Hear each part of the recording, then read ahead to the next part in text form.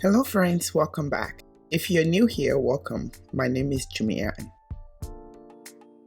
Today's video is about this awesome fenugreek Spritz. I use dried hibiscus flower to reduce significantly the honey smell that fenugreek seed tends to have. The honey smell is nice, but when it's overwhelming, especially when you already have it on your hair like more than a few days, it really started to smell not that pleasant. Thanks to my friend here on YouTube that suggested for me to add the hibiscus flower. Now I can leave fenugreek Spritz on my hair without the overwhelming smell of the honey. I do have a video previously on this Spritz. This will be an update to that for people that get bothered by the smell.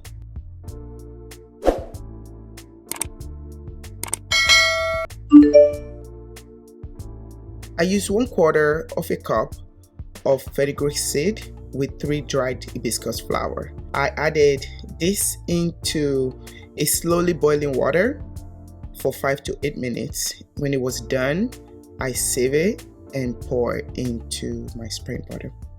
Please continue to watch.